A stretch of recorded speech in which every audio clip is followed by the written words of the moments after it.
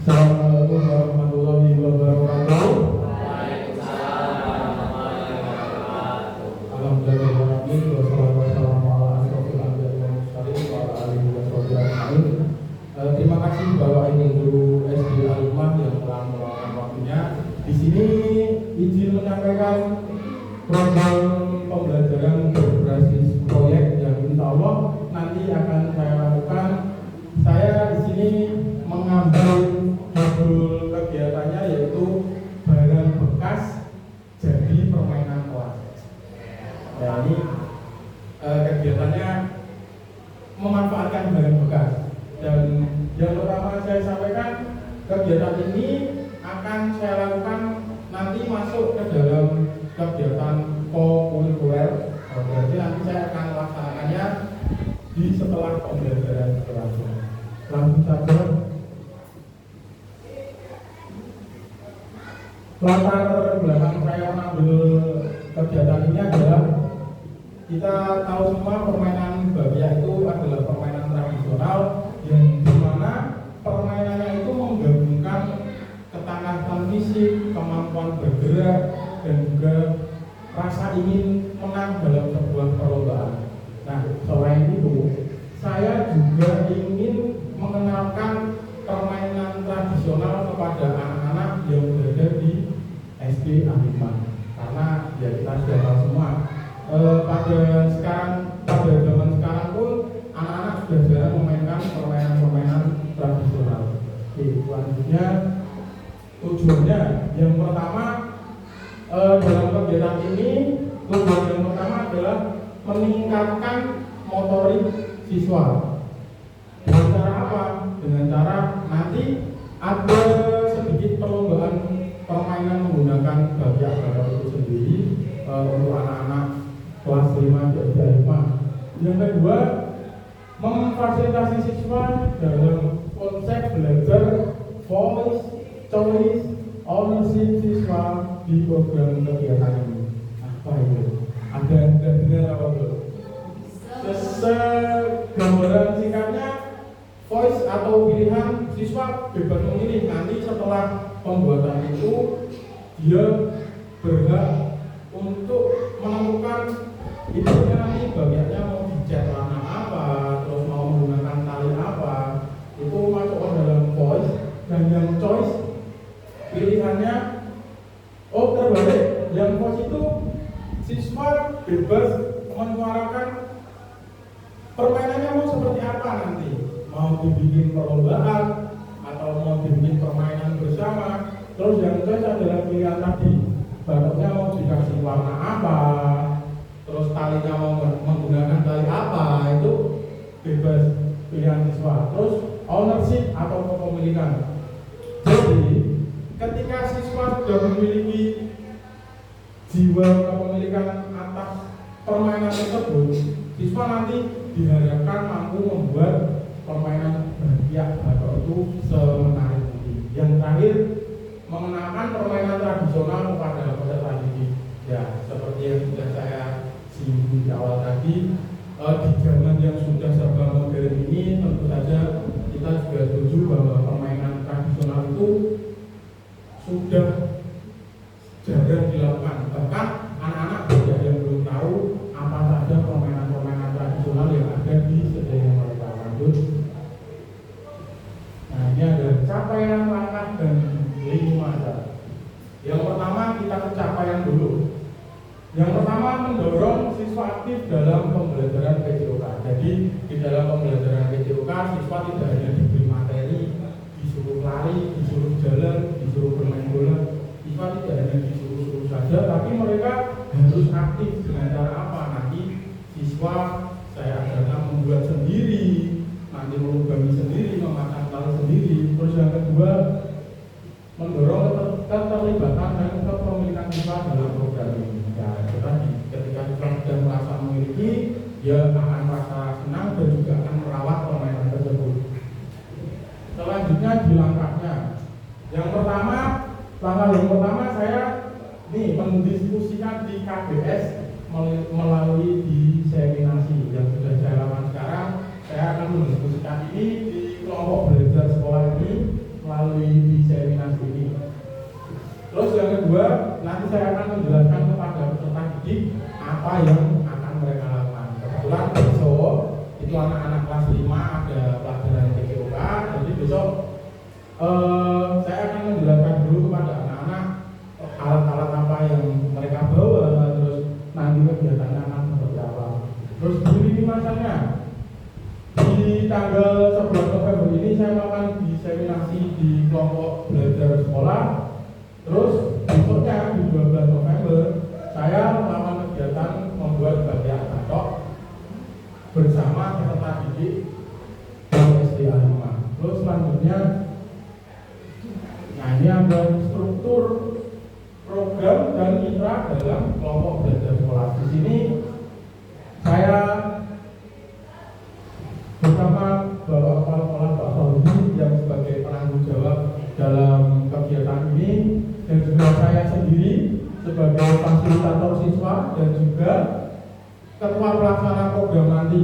Terus saya juga menggandeng guru kelas 5 sebagai pembimbing, yaitu ada Pak Niam, itu nanti sebagai pembimbing, dan juga peserta didik, seluruh peserta didik di kelas 5 sebagai subjek program dan kegiatan ini. Lanjut. Nah, ini kapasitas yang dimiliki sekolah kita di antaranya ini. Di aset manusia itu ada guru, ada dan juga peserta didik. Guru dan peserta didik itu termasuk dalam aset manusia. Terus aset fisiknya ada lapangan, ada peralatan tukang, yang dimana nanti saya membutuhkan bor, kebetulan sekolah sudah ada bor, ada gergaji, terus ada pisau juga. Terus aset politiknya izin dari kepala sekolah. Kebetulan sebelum program ini saya laksanakan, saya sudah meminta izin kepada Bapak Kepala Sekolah dan disetujui. Terus yang terakhir ada aset sosial, yaitu komunitas belajar di sekolah. Selanjutnya ada rencana evaluasi. Nah, setelah nanti saya melakukan program membuat bagian batok tersebut, ini ada rencana evaluasinya. Yang pertama, nanti saya akan mengevaluasi di kelompok belajar di sekolah juga. Nanti saya juga menanyakan Bapak Ibu bagaimana, ada perbaikan atau tidak tentang kegiatannya. Terus ada yang tidak pas, mungkin ada penolakan juga dari Bapak Ibu. Terus yang kedua, saya akan melakukan wawancara kepada peserta didik, di mana saya nanti menanyakan ke anak-anak siswa kelas 5 tentang kegiatan ini. Menurut mereka, kegiatan ini itu efektif atau tidak ketika masuk ke dalam pembelajaran PJOK. Terus menerapkan perbaikan baru kelanjutan dari hasil evaluasi. Nah, nanti setelah saya melakukan evaluasi dan ada hasilnya, jika hasilnya bisa memperbaiki program ke depannya, nanti saya akan menggunakan hasil dari evaluasi tersebut untuk ke depannya memperbaiki program yang saya buat ini. Terus yang terakhir adalah melakukan refleksi bersama dengan peserta didik. Jadi nanti saya di akhir kegiatan itu akan bersama-sama dengan peserta didik di kelas 5 melakukan refleksi tentang kegiatan yang saya susun. Selanjutnya, kemungkinan, tantangan, dan solusi. Ini kemungkinan tantangan yang belum tentu terjadi ataupun akan terjadi. Yang pertama, saya menuliskan peserta didik belum mengetahui bentuk dari permainan bagian batok. Mungkin dari salah satu atau beberapa peserta didik di kelas 5 itu belum mengetahui atau belum pernah melihat permainan bagian menggunakan batok kelapa tersebut. Terus selanjutnya, penggunaan alat uang oleh peserta didik. Nah, tadi saya sampaikan saya membutuhkan alat itu untuk meludahi batok kelapanya.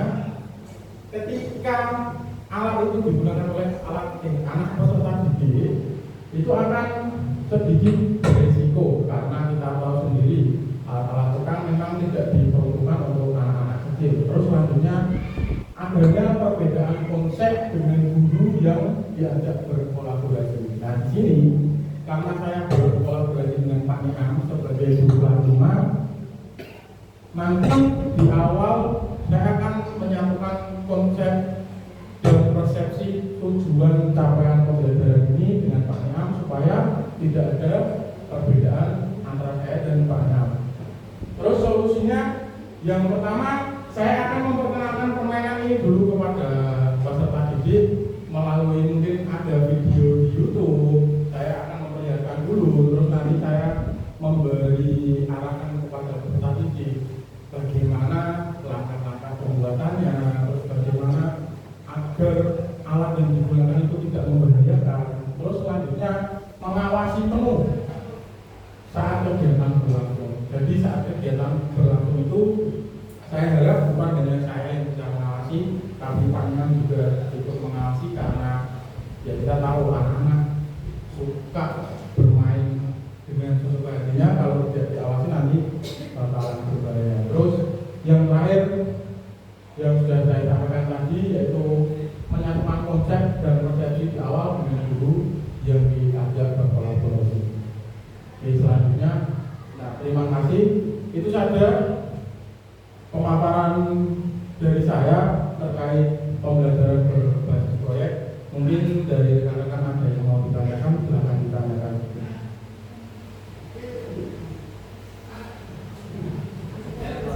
Ya, Pak Manajer.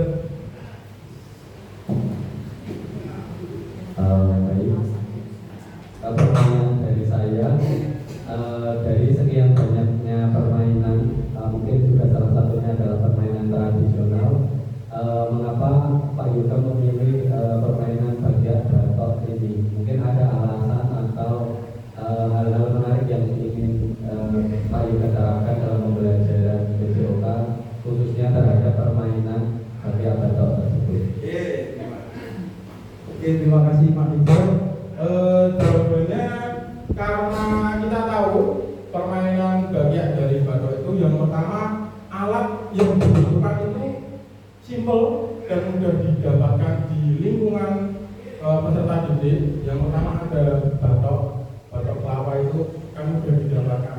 Mungkin mereka akan mencari di penjual Instagram atau apa itu biasanya ada batok bekas. Terus yang kedua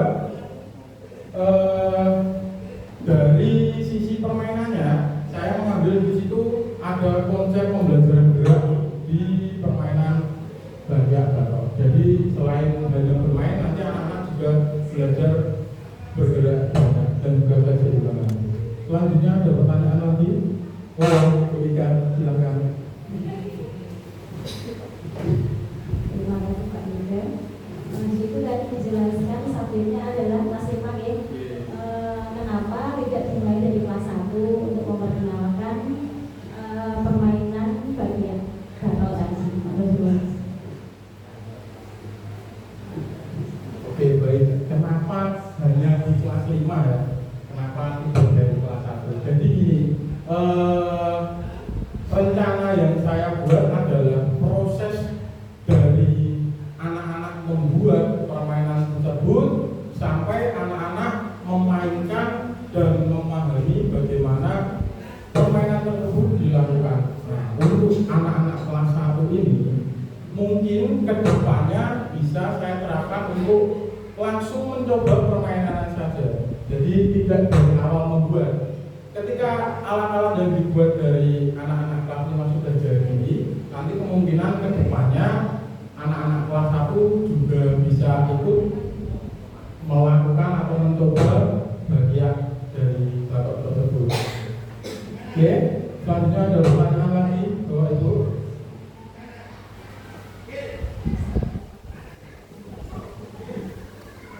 Pak Niam mungkin ada pertanyaan karena Pak Niam, ya saya memilih kelas 5 karena itu, karena kegiatannya memang kita dari nol, dari pengumpulan alat, pengumpulan barang bekas, terus kita membuat, baru kita lakukan permainan.